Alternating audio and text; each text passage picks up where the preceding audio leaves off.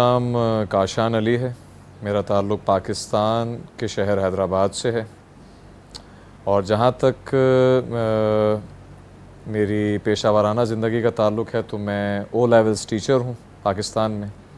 इसके अलावा अल्हम्दुलिल्लाह पिछले 5 साल से एक ज़ाकिर अहले बैत की हैसियत से खिदमत अंजाम दे रहा हूँ। बुनियादी तौर पर थोड़ा सा अपना तारुफ़ एक ये भी करा दूँ कि मैं बाय बर्थ मेरा ताल्लुक़ अहले तशरीफ़ फैमिली से नहीं है। 2007 में अल्हम्दुलिल्लाह कुछ इंतहाई रूहानी वजूहात की बिना पर एक रूहानी कशिश ने मुझे इस तरफ खींचा और इस कशिश की बिना पर आज मैं आपके सामने हूँ और वही कशिश मुझे आज तक खींचती है। छुट्टियाँ मेरी अगर देखा जाए सिर्फ जून जुलाई में होती हैं, इसीलिए मैं इसी सीज़न में आ सकता हूँ।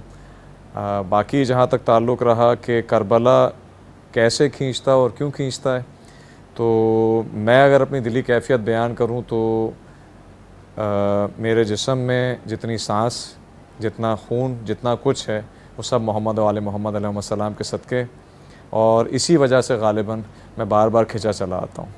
2013 से लेकर 18 तक मुस्तकिल या तो ईरान या इराक़ एक ज़ियारत मौला ने लिखी है मेरे नसीब में अल्हम्दुलिल्लाह।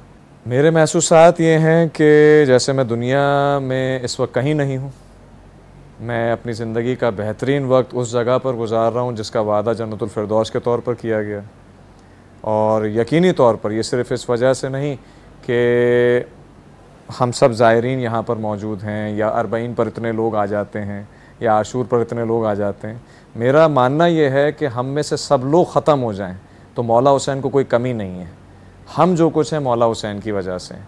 तो अगर इस दुनिया में कहीं जन्नत है तो वो करबला में है, हमारे इमामैन के कदमों में है और इसी वजह से हम यहाँ खिंचे चले आते हैं। पहली मेरी ज़ियारत करबला की थी 2013 में, हम बाय रोड आए थे और दूसरी 2014 में थी, उसमें भी बाय रोड आए थे। उसमें और अब में थोड़ा सा मैंने जो महसूस किया है कि 2014 में तो दाइश ने हमला जब किया था उसके 3-4 रोज़ बाद हम लोग यहाँ दाखिल हुए थे, तो उसके बाद इराक़ी कौम की एक जो मजबूती देखी और दुनिया भर से शिया जहाँ का एक इज्तिमा हुआ और उसके बाद यहाँ पर जो हालात को मैंने एक मुनज़्ज़म तरीके से बेहतर होते हुए देखा, ये एक ऑब्ज़र्वेशन है, ये एक मुशाहिदा रहा है मेरा शुरू से। क्योंकि जिस वक्त सद्दाम की हुकूमत गई थी और यहाँ पर इतना ज़्यादा कोई होल्ड नहीं था, एक सियासी गवर्नमेंट बन ज़रूर गई थी लेकिन वो इतनी मुतहर्रिक नहीं थी, फ़ाल नहीं थी। लेकिन अब यहाँ पर एक चीज़ नज़र आती है कि हर इराक़ी करबला और नजफ़ के ऊपर, सामरा और काज़मैन के ऊपर अपनी जान लुटाने को तैयार है। जो एक मुतफर्रिक कौम थी अब वो एक तकमील की जानिब गामज़न है। मैंने ये महसूस किया। जब आप ये सोच कर आते हैं कि आप एक ऐसी शख्सियत के पास जा रहे हैं, यानी करबला मेरे नज़दीक, शायद आप मुझसे अगर राज़ी ना हो इस बात पर तो मैं कुछ नहीं कह सकता, लेकिन मैं ये कहता हूँ करबला मैदान का नहीं मीज़ान का नाम है। इस मीज़ान के 2 पलड़े, इस मीज़ान में इंसानियत का पलड़ा जितना भारी हुआ है ना करबला से पहले हुआ ना करबला के बाद कभी होगा। और इसी करबला में गैर इंसानियत यानी शैतानियत का पलड़ा जितना हल्का होकर ऊपर गया उतना कभी ऊंचा जाएगा नहीं। तो यहाँ पर जब आप आते हैं कुल्ले अखलाक के पास, रहमतुल्लिल आलमीन के रहमत तरीन नवासे के पास, तो आपको अंदाज़ा होता है कि रहमत दर हकीकत कहते किस हैं। ये वो हस्तियाँ हैं जिनके ज़रिए खुदा ने अपना तारुफ़ कराया। सबसे पहली चीज़ जो पाकिस्तानी ज़ायरीन के अंदर, हिंदुस्तानी ज़ायरीन से सिर्फ बातचीत ही हुई है एक आध दफ़ा, लेकिन तकरीबन एक ही जैसे हैं। मामलात ये हैं कि कुछ उलमाए किराम को भी किरदार अदा करना चाहिए और इन सफ़रों को, जो ज़ियारतों के सफ़र हैं, इनको तदरीसी बनाएं ज़्यादा से ज़्यादा। सलावात पढ़ना वाजिब है, मैं इनकार नहीं करता। नारा लगाना भी वाजिब है, मैं इनकार नहीं करता। मैं ये कहता हूँ कि साथ साथ तदरीस चलती रहे, क्योंकि अगर एक बहुत ही जोश व खरोश के साथ मजालिस पढ़ी जाती रहेंगी तो हमारा जो मिशन है, जो हमारा फ़र्ज़ है, वो कहाँ जाएगा। अगर हर ज़ियारत के अंदर हर ज़ायर एक अच्छी आदत लेकर जाए तो कम से कम मैं समझता हूँ कि चंद सालों के अरबईन के अंदर पूरी दुनिया का नक्शा बदल जाएगा। अब आमाल के बारे में तो कुछ नहीं कह सकता। मेरे जैसा गुनाहगार सिर्फ तौफ़ीक़ इलाही और ताईद मोहम्मद व आले मोहम्मद के अलावा कुछ कर नहीं सकता। कुछ टूट फूट की है और अभी यहाँ से, मतलब ये जनाब ज़हरा सलामुल्लाह अलैहा का सदका है कि मैं यहाँ बैठा हूँ आपके सामने और यहाँ से उठ के मुझे खेमागाह जाना है, वहाँ मुझे मजलिस पढ़नी है। तो बस ये चंद टूटी फूटी बातें हाथ में हैं और इसमें भी सब कुछ उन्हीं का है, मेरा कुछ नहीं है।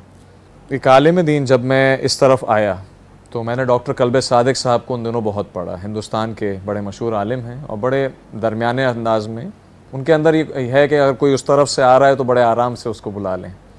तो उनकी बातें मैंने पढ़ी और एक चीज़ जिसमें मैं जनाब अली असगर अलैहिस्सलातु वस्सलाम के ज़िक्र से बहुत मुतासिर हुआ।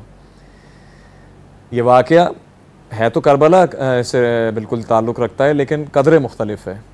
कल्बे सादिक साहब फरमाते हैं कि वो लखनऊ से रायबरेली की तरफ सफ़र कर रहे थे ट्रेन में।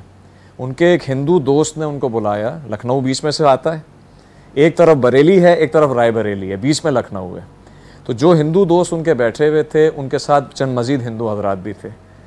उन्होंने कहा कि लखनऊ की आज़ादारी के बारे में बताएं। कहा किबला बैठे हैं ये बताएंगे। आधे घंटे का सफ़र रह गया था, जल्दी जल्दी बयान करना शुरू किया क्योंकि करबला तो कभी सिमट ही नहीं सकती। लेकिन वो ये फरमाते हैं कल्बे सादिक साहब के ज़बरदस्त तासुरात उन गैर मुस्लिम लोगों के चेहरे पर थे। लेकिन जब हज़रत अली असगर अलैहिस्सलाम का जिक्र आया, बाबुल हवाइज अली असगर का जिक्र आया, तो डॉक्टर कल्बे सादिक फरमाते हैं कि जब मैंने कहा कि हुसैन अपने बच्चे को लेकर आगे बढ़े, हुसैन आए पानी के लिए, बोला पानी जब ना दिया गया तो हुसैन ने अपने बच्चे को तपती हुई ज़मीन पर रखा, बच्चा बिलबिलाने लगा, उसको उठाया। जब बच्चे ने हुक्म इमाम से आगे बढ़कर अपने सूखे होठों पर ज़बान फेरी तो उस वक्त लश्कर का सालार दौड़ता हुआ अपने बेहतरीन तीरंदाज के पास आया। तो उन हिंदुओं ने पूछा गालिबन उस तीरंदाज को पानी देने भेजा होगा। उन्होंने कहा नहीं, उसने कहा कि तीर निकालो और इस बच्चे को निशाना बनाओ। यहाँ तक पहुँचने पर किबला एक चीज़ ये हुई कि उस वक्त जब तीर चढ़ाया उस वक्त तमाम हिंदू अपनी बर्थों से उठकर खड़े हो गए। कहा किबला मज़ीद कुछ मत कहिएगा, हम ये बर्दाश्त नहीं कर सकते कि 6 माह का बच्चा तीरे से शोभा का निशाना बना दिया जाए पानी जैसी मामूली चीज़ के सवाल पर। तो ये वो जिक्र है जो कुदरती तौर पर पूरी कायनात को मुनकलिब कर देता है। जहाँ तक शहादतों का ताल्लुक़ है तो सभी रकीकुल कल्ब कर देती हैं इंसान को। लेकिन जिस वक्त बिल्कुल मेरा मुताल्ले की इब्तदा थी उस वक्त मैं हज़रत अब्बास और हज़रत अली अकबर के ज़िक्र से बहुत मुतासिर हुआ था। लेकिन आज अगर मेरी बात की जाए तो जितना मुझे जनाब ज़ैनबुल कुबरा सलामुल्लाह अलैहा ने मुतासिर किया है और जो उनके हौसले ने मुतासिर किया है, मैं कहता हूँ कि सब कुछ एक तरफ है और जनाब ज़ैनबुल कुबरा सलामुल्लाह अलैहा की ज़ात एक तरफ है। वाक़यात से मुराद अगर रोज़े आशूर की है तो उस वाक़ये के अंदर हुर बिन यजीदुल रियाही का इमाम के पास आना और बग़ैर किसी हुज्जत के इमाम का माफ़ कर देना, ये वो वाक़या है जो ता क़यामत हमारे लिए एक मैसेज है कि अगर हमें पलटना है, अपना मुनकलिब होना है तो उसके लिए एक लम्हा काफ़ी है। सबसे पहले आमाल में तो यही अर्ज़ करूँगा कि जो मैंने अपने बुज़ुर्गों से थोड़ा सीखा कि ज़्यादा से ज़्यादा ज़ियारत आशूर और नमाज शब की आदत डालें नमाज पंजगाना के साथ। और जहाँ तक अखलाकियात का ताल्लुक़ है तो अपनी तबीयत में जितनी नरमी पैदा कर सकें करें और दर्स व तदरीस की तरफ थोड़ा सा माइल हो जाएं।